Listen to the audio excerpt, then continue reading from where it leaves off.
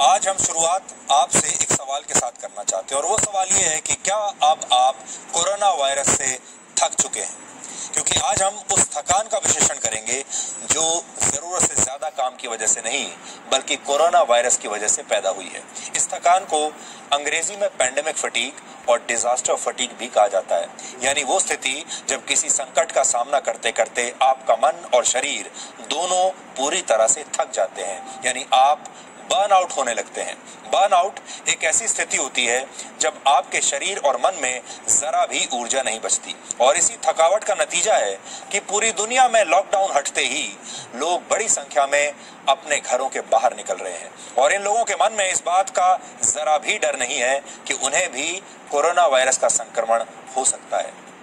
कुछ तस्वीरें आज आपको दिखाएंगे। आगे बढ़ने से पहले ब्रिटेन की राजधानी लंदन में कुछ दिन पहले पब्स और बार्स खोल दिए गए थे और लोग बिना सोशल डिस्टेंसिंग की परवाह किए बड़ी संख्या में इन पब्स में पहुंचे थे। ये लंदन की आप तस्वीरें देखिए।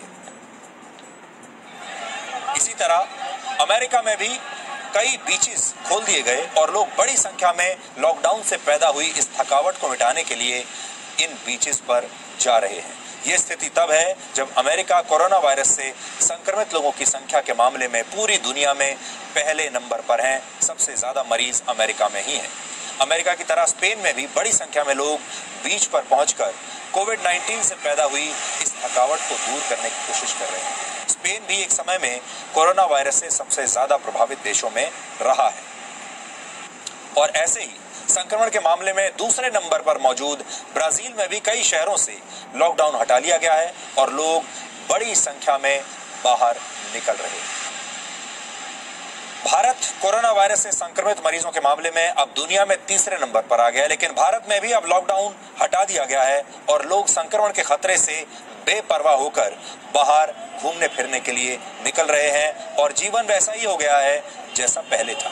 इसी तरह वियतनाम में भी पिछले महीने एक फुटबॉल लीग का आयोजन हुआ और इस दौरान स्टेडियम पूरी तरह से भरा हुआ था। आप देखिए कितनी बड़ी संख्या में लोग इस मैच को देखने के लिए स्टेडियम में आए हैं और ये तस्वीर देखकर शायद आपको ऐसा लगेगा जैसे ये कोरोना वायरस के शुरू होने से पहले की तस्वीर हो, लेकिन ऐसा है नहीं।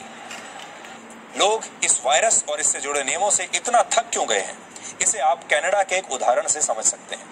कनाडा में इस समय कोरोना संक्रमित लोगों की संख्या 1 लाख से ज्यादा है और वहां 8,000 से ज्यादा लोगों की मौत हो चुकी है। हाल ही में वहां पर एक सर्वे किया गया और इस सर्वे में पाया गया कि कोरोना वायरस से डरने वालों की संख्या 73% से घटकर अब 46% रह गई है। इसी तरह कुछ दिन पहले तक कनाडा के 56% लोग ये मानते थे कि सार्वजनिक स्थानों पर नहीं जाना चाहिए, लेकिन अब ऐसा मानने वालों की संख्या सिर्फ 36% रह गई है।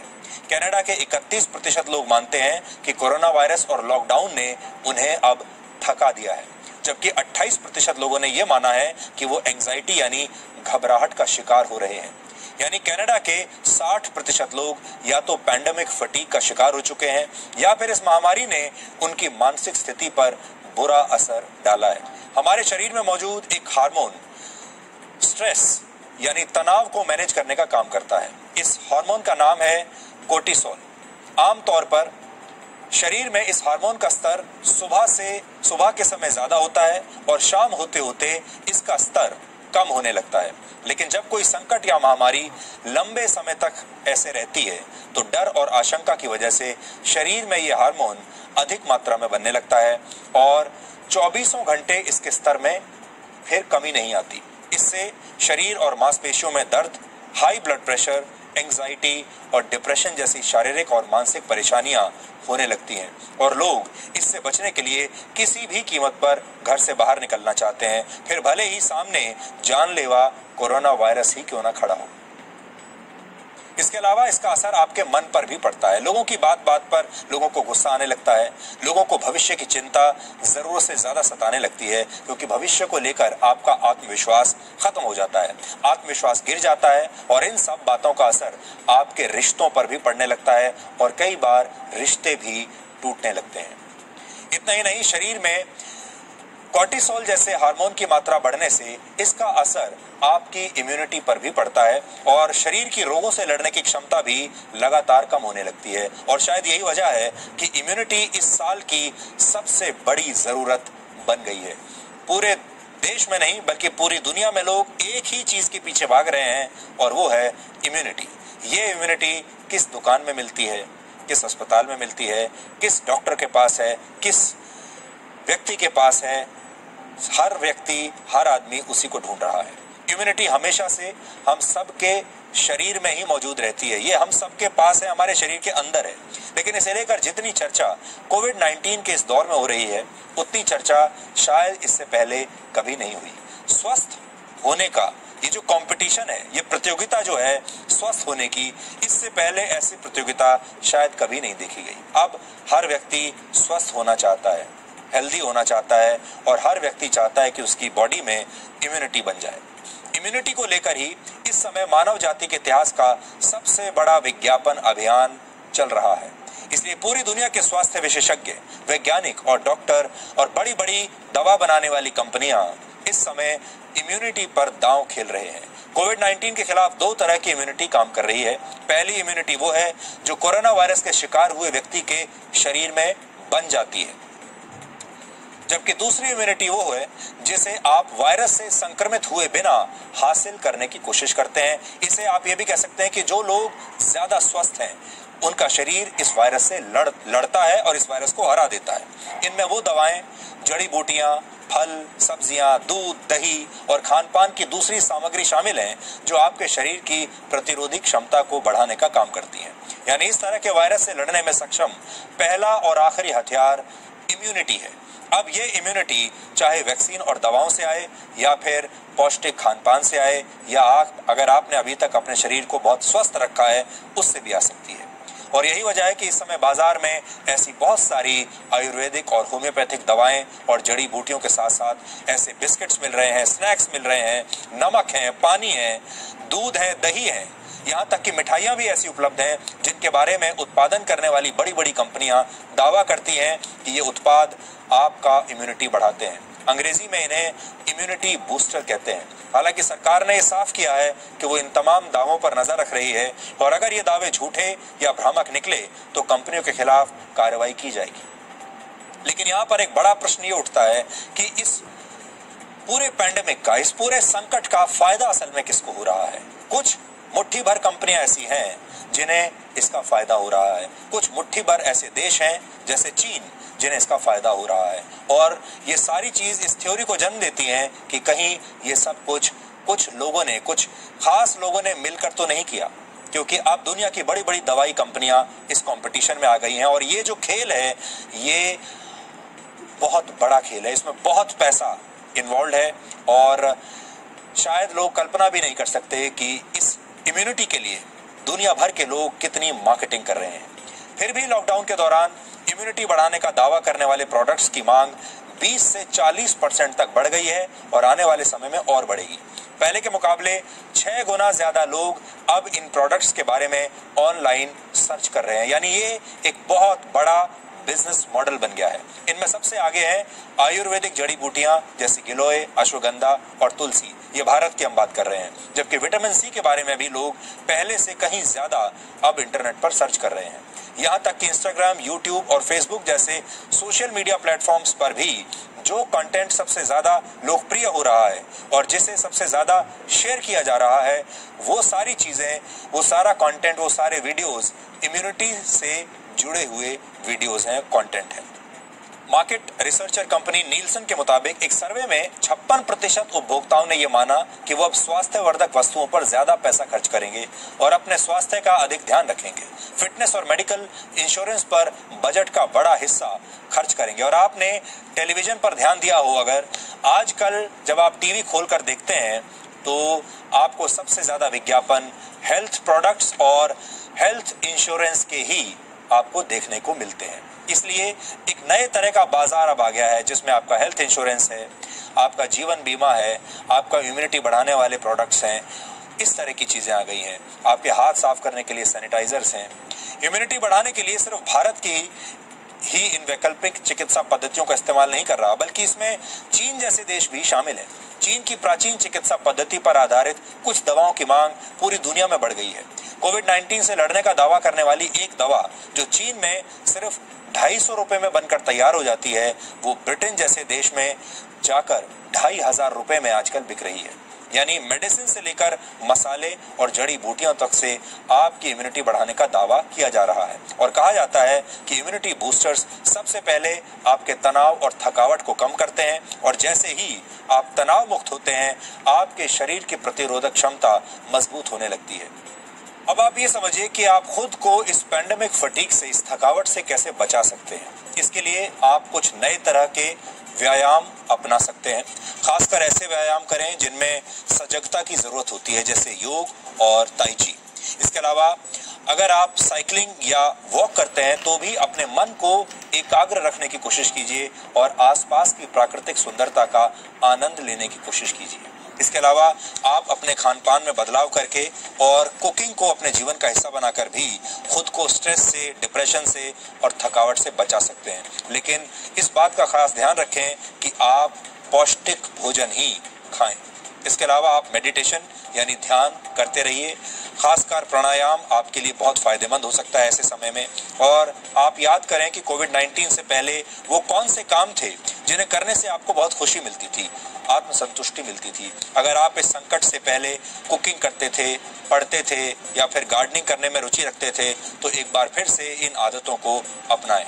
हाँ, जो लोग ट्रैवलिंग के बहुत शौकीन हैं, उन्हें थोड़ा सा इंतजार करना पड़ेगा। और सबसे जरूरी बात यह है कि आप अपनी नींद को लेकर बहुत सावधान रहें। इसके लिए एक टाइम टेबल सेट करना बहुत जरूरी है। चाहे आप घर से काम कर रहे हैं या बाहर से कर रहे हैं, आपको एक निश्चित समय पर सोना चाहिए और तय समय पर उठना भी चाहिए। यानी जीवन में अनुशासन बहुत जरूरी है। आप सब लोग इस समय कोरोना वायरस की वजह से मौत के साए में जी रहे हैं और इस वायरस ने आपकी जिंदगी को बदल कर रख दिया है। इस वायरस की वजह से पूरी दुनिया में करीब 5.5 लाख लोगों की मौत हो चुकी है और इस वायरस ने आपके जीवन को भी कैसे बदल दिया है, ये हमें आपको बताने की जरूरत नहीं, आप सब जानते हैं। इसलिए आज हम आपको एक बड़ी खास जगह लेकर चलेंगे। हम आपको उस जगह पर लेकर चलेंगे जो जगह आपकी स्थिति के लिए जिम्मेदार है, जिस जगह को इस वायरस का जन्म स्थान माना जाता है। इस समय आपकी स्क्रीन पर चीन के वुहान इंस्टीट्यूट ऑफ वायरोलॉजी की वो तस्वीरें हैं जिसे चीन अब तक पूरी दुनिया से छिपाता आया है। वुहान से कोविड-19 फैलने की शुरुआत हुई थी और यहीं पर चीन की सबसे बड़ी वायरोलॉजी लैब का होना अब तक कई कॉन्स्पिरेसी थ्योरीज को जन्म दे चुका है। इसमें पहली थ्योरी ये है कि चीन ने इस वायरस को एक जैविक हथियार के रूप में तैयार किया था। यानी जैविक हथियार, एक ऐसा हथियार जो पूरी दुनिया को बर्बाद कर देगा। दूसरी थ्योरी यह है कि वुहान इंस्टीट्यूट ऑफ वायरोलॉजी में इस वायरस पर रिसर्च हो रहा था और इसी दौरान किसी दुर्घटना की वजह से ये वायरस लीक हो गया और पूरे वुहान में फैला और फिर वहां से पूरी दुनिया में फैल गया। और तीसरी कॉन्स्पिरेसी थ्योरी यह है कि वुहान की इसी लैब में कुछ जानवरों पर नोवेल कोरोना वायरस के असर की जांच हो रही थी और कुछ शोधकर्ताओं ने इन्हीं जानवरों को चुपचाप वुहान की एक वेट मार्केट में बेच दिया और फिर वहां से ये वायरस फैलता चला गया। सच क्या है ये कोई नहीं जानता और हमें लगता है कि कभी कोई जान भी नहीं पाएगा, क्योंकि ये सब कुछ चीन में हो रहा था। लेकिन इस वायरस की वजह से पूरी दुनिया में करीब 5.5 लाख लोगों की मौत हो चुकी है। पूरी दुनिया में आप चाहे किसी देश में रहते हैं, जीवन रुक चुका है, देश के देश बर्बाद हो चुके हैं। हम आपको वुहान इंस्टीट्यूट ऑफ वायरोलॉजी की वो तस्वीरें दिखा रहे हैं। चीन ये दावा करता है कि चीन की सबसे ज्यादा सुरक्षित लैब है ये और इसे P4 का दर्जा दिया गया है। यहाँ P का अर्थ है पैथोजन। पैथोजन अलग अलग वायरस, बैक्टीरिया और दूसरे इसी तरह के माइक्रो ऑर्गेनिज्म का सामूहिक नाम है जो बीमारियां फैलाने में सक्षम होते हैं। और इसके आगे लगने वाला 4 यानी P4 ये बताता है कि यहाँ सबसे खतरनाक स्तर के वायरस मौजूद हैं। अगर वायरस की जांच करने वाली किसी लैब के साथ P1 लिखा है तो इसका अर्थ है कि वहाँ खतरा कम है और जैसे जैसे P के साथ 2, 3 या 4 लगता चला जाता है, खतरा भी उसी हिसाब से बढ़ने लगता है। इसके लिए इन लैब्स में जो सुरक्षा दी जाती है उसे भी 4 स्तरों में बांटा गया है। इसे बायोसेफ्टी लेवल का BSL कहते हैं। इसमें भी इसके आगे 4 लिखा होता है। जहां 4 लिखा है वहां की सुरक्षा और मानक सबसे उच्च स्तर के होते हैं, यानी जो 4 है वो सबसे उच्च स्तर का होता है। पूरी दुनिया में इस समय करीब 50 BSL 4 लैब्स हैं, जिनमें से वुहान इंस्टीट्यूट ऑफ वायरोलॉजी एक है। चीन ने अब इस लैब के अंदर की कुछ तस्वीरें जारी करके दुनिया को यह बताने की कोशिश की है कि ये लैब बिल्कुल सुरक्षित है और इस पर लग रहे आरोप बिल्कुल निराधार हैं। इस लैब के डायरेक्टर का दावा है कि बिना इजाजत के यहाँ मच्छर तक नहीं घुस सकता। लेकिन सच ये है कि इस लैब की सुरक्षा हमेशा से संदेह के घेरे में रही है। अमेरिका के मशहूर अखबार द वॉशिंगटन पोस्ट के हाथ लगे कुछ दस्तावेजों में यह दावा किया गया था कि इस लैब की सुरक्षा के मानक ठीक नहीं थे। ये लैब सुरक्षा के मानकों पर खरी नहीं उतरती। ये जानकारी बीजिंग में मौजूद एक अमेरिकी वैज्ञानिक ने अपने देश में भेजी एक रिपोर्ट में कही थी और जिसमें बताया गया था कि वुहान की इस लैब में काम करने लायक ट्रेंड वैज्ञानिकों की संख्या भी पर्याप्त नहीं है। यानी ये लैब सुरक्षा के मानकों पर भी खरी नहीं उतरती और यहाँ काम करने वाले वैज्ञानिक भी पूरी तरह से ट्रेंड नहीं है। इतना ही नहीं, चीन के कुछ सरकारी अधिकारियों ने भी इस लैब का सर्वे किया था और पाया था कि लैब में 5 तरह की अलग अलग कमियां मिली थी। चीन के मीडिया में ही छपी कुछ रिपोर्ट्स के मुताबिक इस लैब में एक चमगादड़ ने एक वैज्ञानिक पर हमला कर दिया था और चमगादड़ का खून उस वैज्ञानिक के शरीर पर लग गया था।